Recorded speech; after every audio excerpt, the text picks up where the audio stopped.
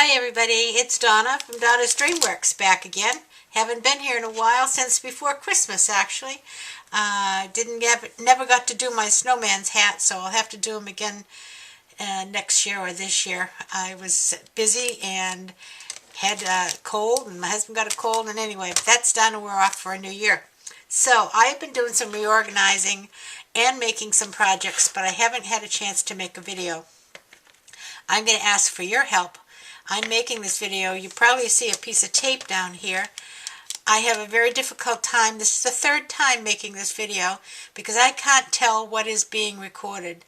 My camera is one of those older flip cameras, and I have no screen to see what it is that I'm recording. And the first half of what I was recording was in frame, and the other half, of course, was out of frame. So I'm trying it one more time. If anybody has a suggestion of a good, not expensive camcorder, this isn't a business for me, it's only fun, so I don't want to spend a whole lot of money for it, but just something we can make these videos and upload them to YouTube with. I'd appreciate it. Leave it in the comments section later on. I have been doing a few projects, so I'm going to do some project shares and then make one of my projects along with you for the end of the video. The first project I tried for the first time is to alter one of these Pringles cans. And I have altered boxes and things before, but I'd never done a Pringles can. Found it a little bit challenging because of the shape and all, but I think it came out pretty good for my first time, and I'm going to enjoy using it. I used a paper, I think it was called Tea Party, something about Tea Party. It was a Die Cuts with a View. I've had it for a long time, but it has pretty butterflies and shiny flowers and things on it. A lot of this lace, or almost all of this lace, I got from different Goodwill stores and or thrift shops, and this in particular is a beautiful piece of lace. I really like it. Same with the flowers. I have a whole drawer full of flowers, and I just haven't been using them. The butterflies I did pick up last week at Tuesday morning, and they are really cute. They're not two-dimensional, so you can put them on a card and still mail it without any problem. So that's what I used. I used some big beads for the feet, and went around the edges with all of the lace. And on the inside, I just put some pink material.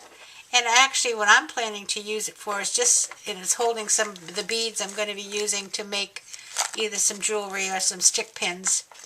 And so I'm going to just keep my current new beads. I have boxes of beads, but the ones I just bought for a particular project, I'm going to keep them in here. And we'll set this up on the shelf above my workspace. So that's my Pringles can. The second thing I was working on is I wanted to make a day planner, and I'm not getting this all in frame, I know, but we can go up and down. I didn't want to buy it. I wanted to make it. I didn't want to buy the components and put it together. I wanted to make it. So I went to Staples and I bought, and I cannot remember the name of the system that uses the rings that are like poker chips. And I bought the cutter, and I bought all the rings and everything. I did not like it at all.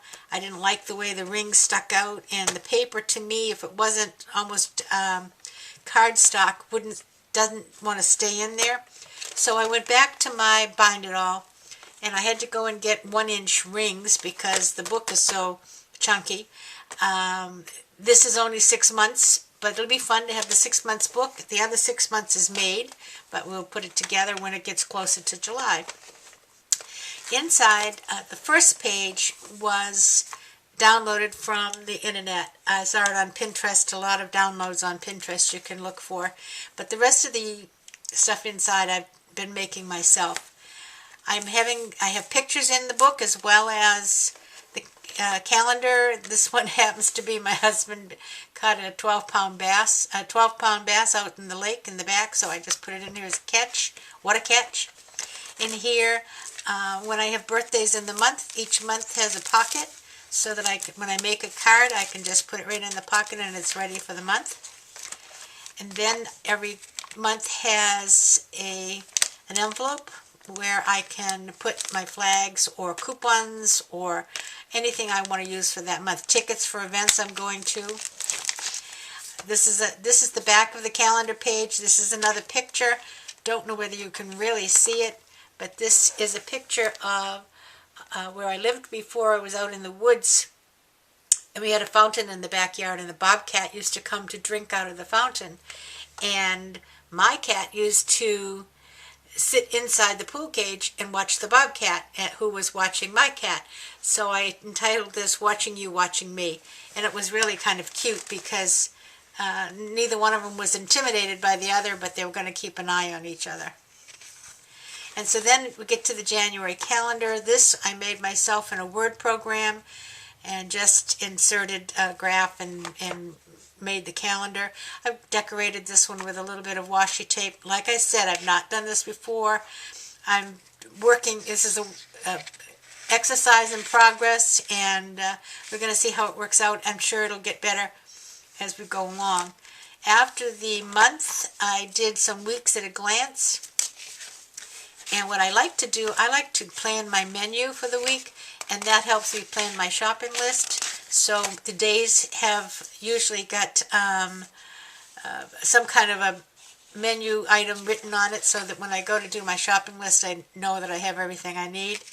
I also make little statements depending on what it is I'm doing. On this particular Tuesday, January 5th, when I went to sign the ladies out for golf in the morning at 6 o'clock, I go to the starter shack to sign them out for golf. It was 48 degrees. And I live in Southwest Florida, so that's cold, folks. So after these week at a glance pages, I have just some plain paper, and this I can do my shopping list on, and tear it out and take it to the store, or write notes, or write little things to remember from the month, or plans for the next month to put on the book. And then we get to the next month, and I haven't really started on this one. February has another pocket, as you can see here. So if I have birthdays in February or Valentine's cards, I can stick them in there. This is my plastic sleeve. I haven't done any pictures here yet. I'm going to decorate the months as I get to them instead of going through and decorating the thing all at once. And then I've got February, and I've just got a few hearts on it, and we'll get to the rest of it. So this is what I've been doing as far as the day planner, and I'm kind of enjoying it. It's kind of fun I look at a lot of the online ones and what people make and what people put in it, so I think I'm going to have fun with that. In my organizational time here, I've been trying to make some more storage for my stickles. I made some of these a few years ago. My husband cuts the PVC for me. All you do is glue, and I use 4 because that's what fits in my drawer. Glue these together, and then once they're glued together, you glue them on top of a piece of chipboard, and then you can use them to put your stickles in. I like to keep my stickles upside down, and I have a couple of them already made, and I need to make some more. It also will hold the Tattered Angels Glimmer Mist, probably some of the other Glimmer Mists, but I don't have others right now. It's a little tight, but they do go in and come out of that. And this is, the pipe size is about 1¼ outside to outside. I have some other glues that are like the kind you get from, I think they're Studio G, yeah. They're from like Walmart or whatever. Now they won't fit down inside, but they will just still fit nicely inside to hold them, and they won't tip over. So the thing is, I've kept them in my drawer, and I might put them on the shelf above my workstation now. So if I do that, I'm going to take them outside and spray paint them with some nice spray paint and maybe do a little decorating on it. But that's another project I've been working on. Something easy and inexpensive for storing. And there's probably other things you could use the same system for to store in. The last one that I've been working on, what I'm going to do with you right now, actually, actually is I've been making some Post-it note holders. I have a group in the area that I live that wants me to make some Post-it note holders. This is an example of how I used to package them, or how I package them when I take them to craft shows. This one it says to and from, and it's just packaged nicely. Why I like this one is because it's a Post-it note holder with the pen holder, so you can put it in your purse and you've got everything. So this is the group, excuse my reach, this is the group that is currently asking me to provide them with some Post-it note holders. So I bet you can figure out what the group is. It's the Red Hat Society. So I have made these with the purple paper and a red hat on each one, and they're a lot of fun to make. If you haven't made them before, they're very, very easy, and we'll make one together. I have to make a lot more, so I'll just make one with you right now. The first person I saw do this was Dawn from Dawn's Stamping. She's a Stampin' Up! Demonstrator, has a lot of videos out there, but a lot of people have made them. So it's not just one person. You've probably seen the video 100 times, so this will be 101. You'll have it down pat by now. The paper is cut at 7 3/8 by 3 1/4. And then I'm going to take it at the 7 3/8 side, and I'm going to score it at 3 1/8, 3 1/2, and 3 7/8. Now when you do that, you'll notice that one side is smaller than the other. The smaller side is going to be your front. So if when you're considering your decorations that you're going to make, remember that that is the front of your project. I'm going to take and fold it right on the middle score line. And that seems just a little off. Let me just see if I can get that a little straighter. Okay, so the middle score line, I'm going to take some scissors and I'm going to just make a slice up to the score line about 1/2 inch apart. Okay. Then when you open it up, you'll see that you have the center score line and two, one on each side. Take the longer side, which is your back. That's the side where you're going to put your score tape, right between those two score lines. So I'm going to take a little bit of score tape, and I'm just going to put it between that score line. Do not cover the piece that you just made the little slit. The slit stays uncovered. And one on this side. And I have a hard time, believe it or not, tearing this tape with my nails. It doesn't like to tear. So now I'm just going to take the backing off of this tape. Oh, maybe. There we go.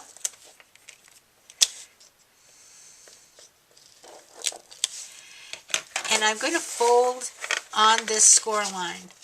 And just fold it over. I do it this way. Fold it over and glue that down. And I should have done a little folding before I put the glue on, just to make it easier to bend. Okay, so now that is folded down, and when I come back, see, that's closed. I'm going to take this one and just fold it up to meet the top, and that is only reinforcing that fold. It's not going to stay that way. Okay, now I'm going to reach inside, put my finger on that area that I cut, and just poke it out. And there's my pen holder. Okay. And now you see the two pieces are actually equal. So now I'm going to take my Post-it note, and these are the 3-inch size, and I'm going to use the score tape again.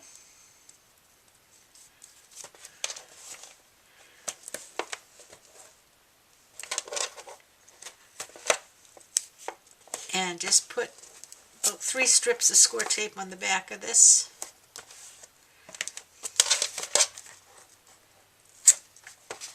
And as I said, I really have a hard time tearing that. Anyway, and anyhow, take off the tape backing.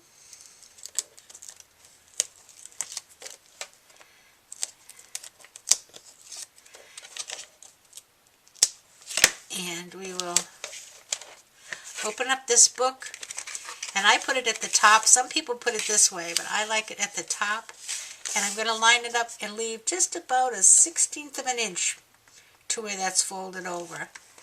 Fold that down, and then of course the book folds nicely closed right over it. And there's your holder. And you just take your pens and put it in the side. And they tend to pop open when you first make them. After a bit they relax, the paper relaxes, and it will lay flatter. The pens that I'm using I get from Staples. These are the gel mini pins, 12 in a package. I got them quite a while ago, so I can't tell you how much I paid for them, but it wasn't a lot. They also have them at the dollar store. They look something like this. But they're smaller, considerably smaller, and they last about a week, if that. And so you're really not getting more than $1 worth out of them. I wouldn't recommend it, especially if you're making it for someone else. Okay, on to the hat. 2 circles, 1 3/4 and 1. And I want to say thank you to my Cricut Air for making all my circles in no time flat. If you have punches, you can use punches. But I don't, and the Cricut, I have a 1 inch, but I don't have a 1 3/4. Okay, we're just going to glue the 1 3/4 inch circle down on the hat. Okay, I'm going to use a little bit of foam tape for the 1 inch circle.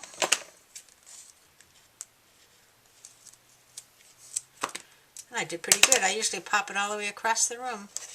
And that will give it a little dimension and actually make it look more like the crown of the hat.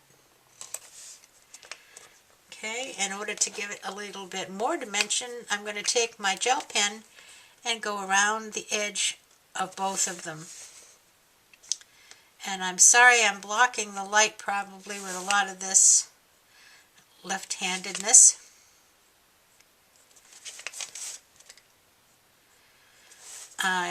This is why I'm not a good painter, because I rub my hand over everything I paint, and of course until it's dry, that means that I become an abstract artist instead of a watercolorist. So we put these little things around, and it really does bring that hat right out. Okay, and the last thing we need to do is to add the bow to the bottom of the hat. And I have these little white bows that I had a package of. Unfortunately, this is the last one, so I have to start tying bows after this one. But that's okay. I'm using some thin glue dots. My glue dots are from Elmer's Craft Bond glue dots. I've had them for a long time. They last a long time. And I'm going to use my, well, I was going to use my, let me see, what can I use? I'll just use this to pull it off the paper because I want to roll it a little bit. The bow is not so heavy, fat, so I don't want it to show. Then I can just put the glue dot on there, unglue my finger, and attach it to the hat. There you go. So when you add the pen, it looks like this. So I've got a few made. I've got a lot more to do, but that's one of the projects I've been working on. So that's it for now. The next thing I'm going to do is to start some stamping, and I'm going to start that with a few stamping videos next week. I haven't been doing a lot of stamping. When I moved into this house about a year ago, all of my stamps were stored in these containers, and I thought, well, this is a good way to keep them up on the shelves, and I labeled them and everything. But guess what? Out of sight, out of mind. I haven't a clue of what's in here. I know what's in here. These are our sentiment stamps. Okay. Now, as you can see, 99% of my stamps are woodblock rubber-mounted rubber stamps. When I started stamping, that's what they were.